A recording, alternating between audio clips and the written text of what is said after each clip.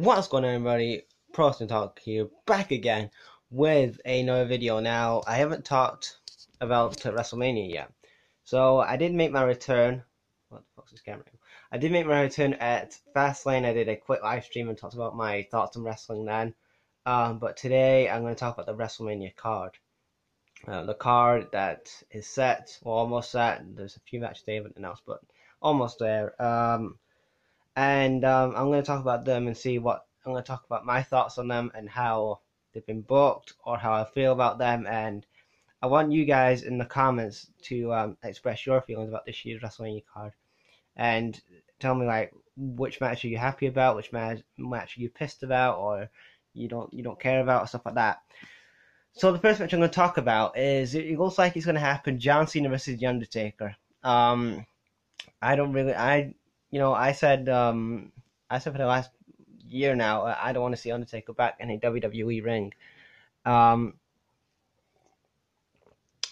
clear fact is that Undertaker, if you saw the last couple matches he's had after the post streak, actually, let's say the night he lost the streak, so let's say WrestleMania 30.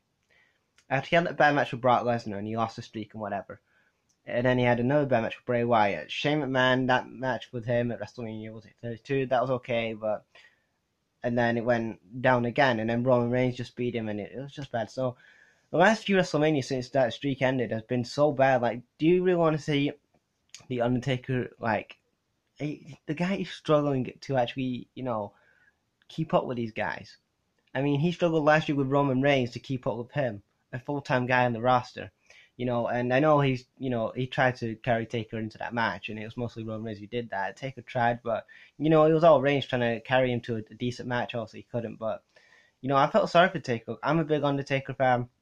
Like, he's up there in my top three of all favorite wrestlers of all time, and to see one of your favorites that you grew up watching, and you see them deteriorating, you see them, like they're not the same person that you watched 19, 20 years ago when you first watched when I was first watching wrestling, and it feels kind of sad that it wasn't the Undertaker that I remember from even 10, 15 years ago when he was like the dead man. He was facing Batista and Edge and stuff like that.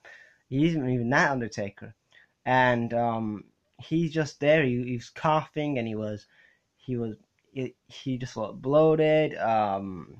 Yeah, everything was wrong with him, and then, he had a busted up hip, and then that was it, really. And then, obviously, he had that great scene at the end of WrestleMania 33. So, what doesn't get me is that you have that great closing scene to WrestleMania 33 where Taker takes all of his ring attire off, apart from his underwear. We don't want to have him completely naked, but you know what I mean. He has all of his ring attire, like his jacket, his his jacket, his hat, and his gloves are in the middle of the ring even after the show.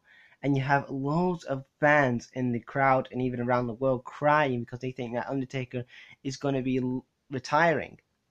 And, he had that great end to WrestleMania 33. He was on the ramp and then it appeared to like dust, and then we didn't see Undertaker. That was a perfect way to end The Undertaker's career.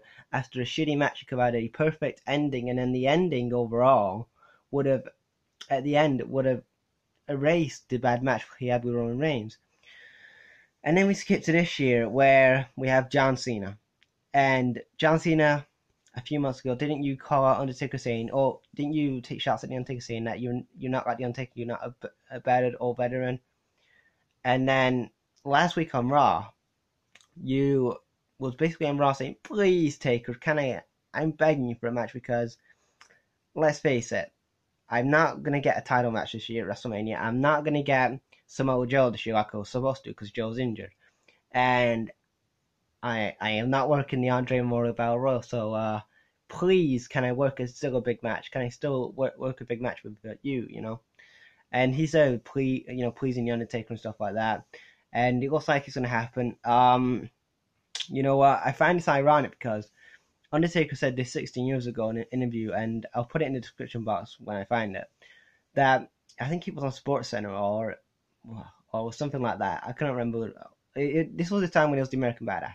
And he was talking about old-time wrestlers like Flair and Hogan and I think Terry Funk and people like that saying, oh, he doesn't want to be a wrestler, doesn't want to be like those sort of wrestlers where he's hanging around way past his time and he doesn't want to outstay his welcome in the business. Well, I'm sorry, Undertaker, but aren't you doing that already?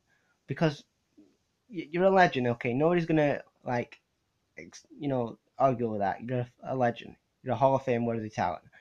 But with you wrestling every single year and having bad match after bad match after bad match at WrestleMania since you've lost that streak, then you're gonna make the fans like, you're gonna end up like one of those wrestlers, unfortunately. And in my opinion, you should have maybe retired it. I mean, what doesn't get me is that you had that WrestleMania 28 match with Triple H, okay, and you called it end of an era, and you had all the wrestlers in this WWE interview saying that these are the last two from the Attitude Era who are still actively wrestling, and they had that match. It was an awesome match. One of my favorite WrestleMania matches in the last couple of years, and they basically Undertaker's wrestling a year later, and Triple H is. I'm gonna get on to Triple H later, but Undertaker again. The match says end of an era.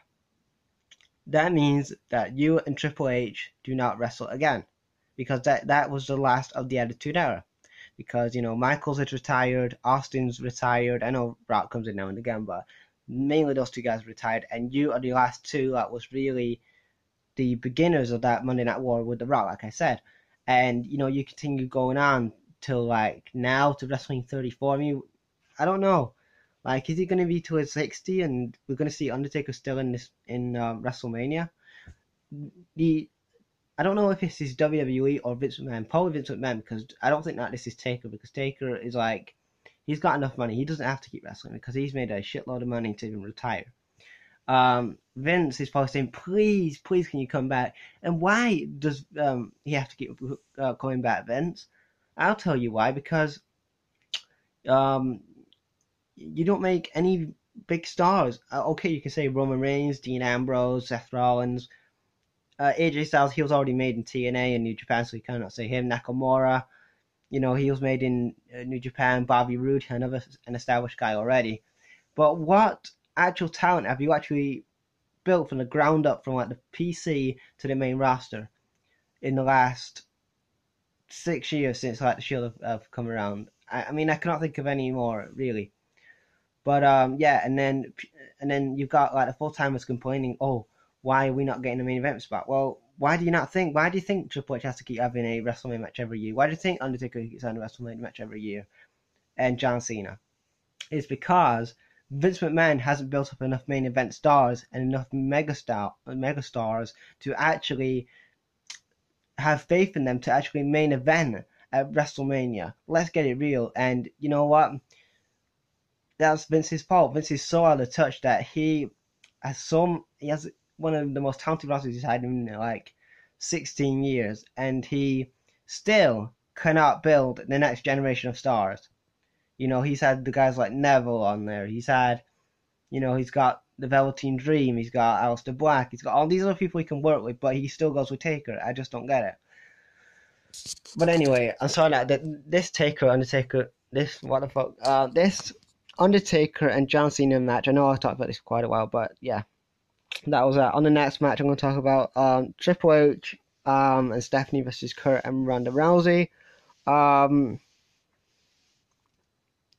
I mean, this is like 2 years, maybe 3 years, like out of like those 2 or 3 years out of time. Like I think like they should have done this at WrestleMania 32 or something like that, or WrestleMania 33, because to do it now, 3 years later, I think it's just whatever.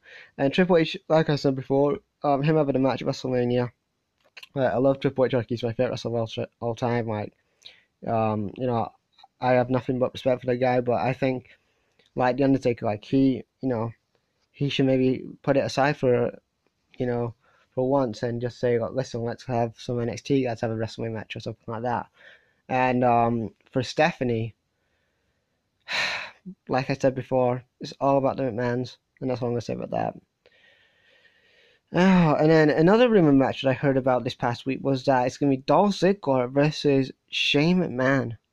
Shane versus Dolph Ziggler. Now, one of my friends told me about this. I don't know if this is going to happen or not, but yeah, Dolph Ziggler with Shane McMahon. Shane McMahon, again, it's another McMahon again, another story for the McMahons. Whatever. But you know what I did like? I did like when Kevin Owens and Sami Zayn actually attacked Shane McMahon. And then we have what's next? We have the Universal title match: Brock Lesnar versus Roman Reigns. Now this is a match I'm looking forward to be honest. Um, you know, a lot of people say, "Oh, Roman Reigns isn't a good wrestler; he isn't a main event guy." Well, I would rather have him in the main event spot than the Finn Balor, in my opinion. But yeah, I think that this is gonna be a good match again. But I'm gonna say also Roman Reigns is gonna get the win. And then the next match, Finn Balor, Seth Rollins, and The Miz. This is kind of just a thrown together match because they're thinking like, oh shit, Seth Rollins is the biggest babyface on that Raw brand right now, and they're thinking, oh well, we don't have a match for the guy, and now we don't have the Miz doesn't have a match, and neither does Finn Balor. So yeah, let's put them all in a match together. So there you go. And I know the plan originally was going to be either Seth Rollins and Jason Jordan or Seth Rollins and Dean Ambrose at WrestleMania, but also Ambrose and Jason Jordan got injured, so pretty much not Jason Jordan, Seth Rollins got fucked over there pretty bad because they looks like they never had a plan B for the guy anyway. Didn't I mean the plan C? They had a plan A and a plan B, but both got injured, so yeah.